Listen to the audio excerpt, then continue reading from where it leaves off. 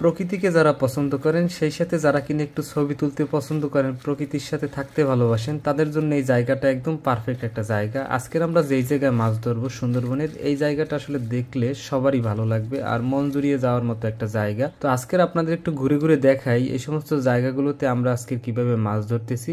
আর আমরা এখন যেই জায়গায় দাঁড়িয়ে মাছ ধরবো সেই জায়গাটা হচ্ছে সুন্দরবনের পূর্ব প্রান্ত, আর এখান থেকে বঙ্গোপসাগরের শুরু বলতে পারেন, যার জন্য এই জায়গায় বড় বড় ঢেউ আসে। আর বড় বড় ঢেউ আসার কারণে বনাঞ্চলগুলো কিভাবে আসলে আস্তে আস্তে উজাড় হচ্ছে দেখে হয়তো আপনারা বুঝতে পারতেছেন। এই জায়গায় কিন্তু এই গাছগুলো অনেক বড় বড় হয়ে থাকে, আর এই সমস্ত বড় বড় গাছগুলো কিন্তু বঙ্গোপসাগরের উত্তাল ঢেউয়ের কাছে আসলে অসহায়, তারা আসলে টিকে থাকতে পারে না এই সমস্ত জায়গায়। তো আমরা আসলে এই সমস্ত জায়গায় মাছ ধরতে আসি এই কারণেই, এই সমস্ত জায়গায় গাছ থাকার কারণে এই সমস্ত গাছের নিচে মোটামুটি বেশ ভালো পরিমাণে সবসময় মাছ পাওয়া যায়। আজকের আসলে পর্যাপ্ত পরিমাণে মাছ ধরতে হলে আমাদের প্রচুর পরিমাণে যে কষ্ট করতে হবে সেটা এখন হয়তো বা আমরা বুঝতে পারতেছি শুরুর দিকেই, কারণ হচ্ছে আজকের মাছের সংখ্যা খুবই কম। এই সমস্ত জায়গায় অন্যান্য দিনে আমরা জাল ফেললেই বেশ ভালো পরিমাণে মাছ পেতাম, কিন্তু আজকের একদমই মাছ উঠতেছে না।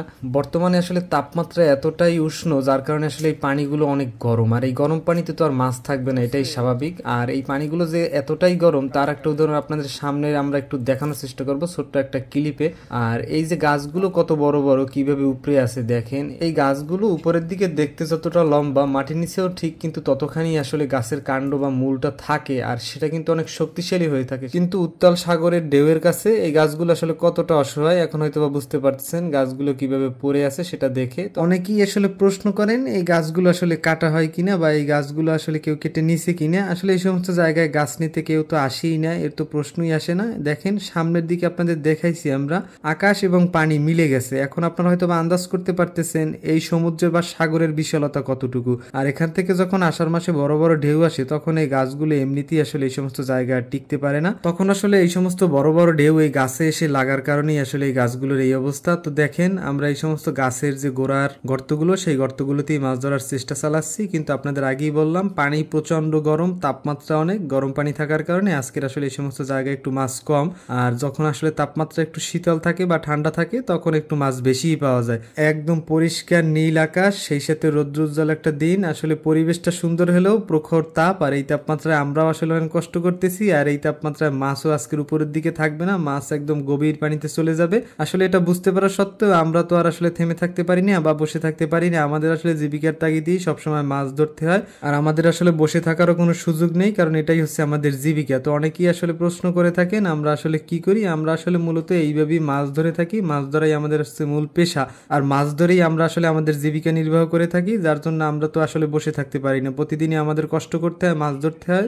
তো রোদ থাকুক আর বৃষ্টি থাকুক আমাদের মাছ ধরার যে কাজ সেটা কিন্তু আমরা চালিয়ে যাই। আর আপনাদেরও আমরা চেষ্টা করি সেই মাছ ধরার ভিডিওগুলো একটু দেখাতে, যাতে আসলে আপনারা বুঝতে পারেন সুন্দরবনে আসলে আমরা কতটা কষ্ট করে মাছ ধরে থাকি। আর এই সমস্ত দৃশ্যগুলো আসলে এসে তো আর এই সমস্ত জায়গায় আপনারা দেখতে পারেন না, যার জন্য আমরাও চেষ্টা করি এই সমস্ত দৃশ্যগুলো আপনাদের একটু কাছ থেকে দেখানোর জন্য। তো আপনাদেরও আমরা অনেক সাপোর্ট এবং ভালোবাসা পেয়েছি, আর আপনারা এই সমস্ত দৃশ্যগুলো দেখতে পছন্দ করেন বিদেই আমরা কিন্তু সবসময় নতুন নতুন ভিডিও আপনাদের দেখানোর চেষ্টা করি। আপনারা অনেকেই আমাদের সাথে ঘুরতে আসতে চান, কিন্তু আমরা আসলে চাইলেও আপনাদের আমাদের সাথে আনতে পারি না, এর জন্য আমরা আসলে খুবই দুঃখিত। আমরা চেষ্টা করব ভবিষ্যতে আপনাদের আমাদের সাথে নিয়ে আসতে, এবং আমাদের মতো আপনারা যাতে মাছ ধরতে পারেন, অর্থাৎ এই ন্যাচারাল লাইফটা এনজয় করতে পারেন, আর কাছ থেকে একটু সুন্দরবন আপনাদের যাতে দেখাতে পারি সেই চেষ্টা কিন্তু আমাদের আছে। আমরাও চেষ্টা করব আপনাদের আমাদের সাথে একটু বেড়াতে নিয়ে আসার জন্য। আপনারা আমাদের জন্য সেই দোয়া করবেন, সহযোগিতা করবেন, এবং একটু বেশি বেশি করে সাপোর্ট, লাইক, কমেন্টস করবেন। আমাদের এই সমস্ত কষ্ট কিন্তু আপনাদের জন্য, যাতে আপনাদের একটা সুন্দর ভিডিও দেখাতে পারি এবং সুন্দরবনকে আরো কাছ থেকে দেখাতে পারি এবং এর জীববৈচিত্র্যকে একটু তুলে ধরতে পারি, এর জন্যই কিন্তু আমরা সবসময় কষ্ট করে থাকি। আর একটা বিষয় আপনাদের একটু জানিয়ে রাখি, 2025 সালের অগস্ট মাস পর্যন্ত সুন্দরবনে এখন বর্তমানে প্রবেশ নিষেধ। সেটা হচ্ছে গিয়ে আমাদের মতো যারা জেলে আছেন সেই সাথে যারা ভ্রমণ পিপাসু পর্যটক আছেন আসলে সবার জন্যই এই মুহূর্তে সুন্দরবনে আসলে প্রবেশ নিষেধ। এটা আসলে একটা সুন্দর উদ্যোগ হলেও আমাদের জেলেদের জন্য এই দিনগুলো আসলে অনেক কষ্টেই যাবে। আর এখন যে এই ভিডিওগুলো আপনারা দেখতেছেন এগুলো হচ্ছে অনেক আগের ভিডিও, আমাদের আর্কাইভে যে ভিডিওগুলো ছিল সেই ভিডিওগুলি আপনাদের আমরা দেখানোর চেষ্টা করতেছি।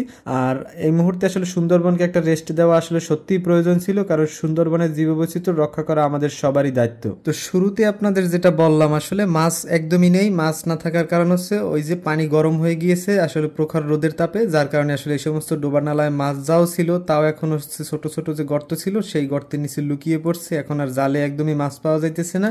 আর অন্যান্য সময় আকাশ মেঘলা থাকলে এই সমস্ত জায়গায় আমরা কিন্তু বেশ ভালো পরিমাণে পরিমাণেই মাছ পেতাম, সেটা আপনাদের আমরা এর আগে ভিডিওগুলোতে দেখাইছি। কিন্তু আজকে দেখেন কি অবস্থা, আমরা শুধু ক্লান্তিহীনভাবে জাল ফেলতেছি সব জায়গায়, কিন্তু মাছের দেখে নেই। কিন্তু আমরা আসলে পরিশ্রমী মানুষ, আমরা আসলে যতই কষ্ট হোক আমরা আসলে মাছ ধরবই, কারণ এটাই আমাদের জীবিকা। মাছ না ধরলে আমরা খাবো কি? আসলে এটাই হচ্ছে কষ্টের বিষয় বা কষ্টের কাজ।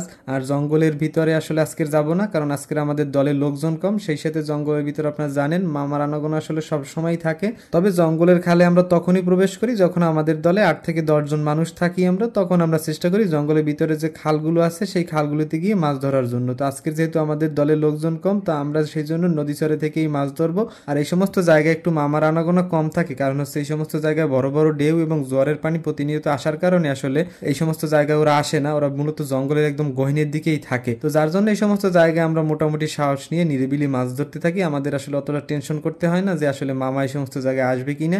আমরা আসলে চাইলে যে কোনো সময় যে কোনো মুহূর্তে মাছ ধরতে যে কোনো জায়গায় যেতে পারি, কিন্তু আসলে আমরা জঙ্গলের ভিতরে একারা আসলে কোনো সময় প্রবেশ করি না আর করার চেষ্টাও করি না। আমরা মূলত এই সমস্ত জায়গাগুলোতেই মাছ ধরি। আর একটা বিষয় হচ্ছে জঙ্গলের ভিতরে প্রচুর পরিমাণে মশা তো আর আসলে আপনাদের ভিডিওতে দেখাতে পারি না, হয়তোবা দেখাতে পারলে আপনারা বুঝতে পারতেন কি পরিমাণে মশা। এত পরিমাণে জঙ্গলের ভিতরে মশা, আসলে একবার জঙ্গলের ভিতরে আপনি যদি যেতেন আর সেই মশার যদি কামড় খেতেন, আসলে আপনি আর দ্বিতীয়বার জঙ্গলের ভিতর যাইতেন না, এত পরিমাণে মশা জঙ্গলের ভিতরে। এই কষ্টটা শুধু আমরা তখনই ভুলে যাই যখন আপনারা সুন্দর একটা কমেন্টস করেন, আপনার মতামত জানান এবং আমাদের সুন্দর সুন্দর পরামর্শ দেন, তখন কিন্তু আমাদের সত্যিই ভালো লাগে আর আমরা অনুপ্রাণিত হই এবং নতুন নতুন সুন্দর সুন্দর ভিডিও আপনাদের দেখানোর চেষ্টা করি। আপনাদের এই ভালোবাসা আমরা সত্যি আবেগ আপ্লুত। আপনাদের আসলে কি বলে যে ধন্যবাদ দিব সেই ভাষা আসলে নাই। আপনাদের প্রতি কৃতজ্ঞতা যে আপনারা আমাদের এত এত সাপোর্ট দিচ্ছেন। আমরা কিন্তু খুব অল্প সময় 2 লক্ষর একটা অনেক বড় ফ্যামিলি হয়েছি। তো ভিডিওতে আপনাদের দেখালাম যে প্রচন্ড গরমের কারণে আসলে কাঁকড়াগুলোর কি অবস্থা, কাঁকড়াগুলো কিভাবে পড়ে আছে। এখন হয়তো বুঝতে পারছেন আজকের আসলে তাপমাত্রা কতটা প্রখর। তো আমাদের এই ভিডিওটা এতক্ষণ যারা কষ্ট করে দেখলেন সবাইকে অসংখ্য ধন্যবাদ। আজকের আপনাদের মাত্র 10 মিনিট বা 8 মিনিটে দেখানোর চেষ্টা করলাম যে 8 মিনিটে কোনো মাছই পেলাম না।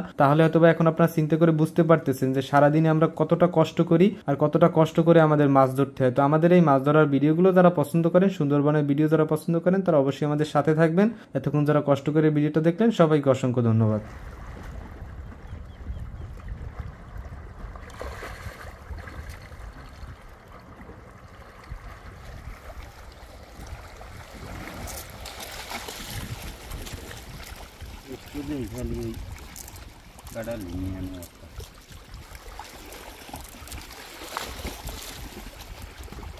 কম, অনেক কম মাছের পরিমাণ, নাই বললেই চলে মাছ।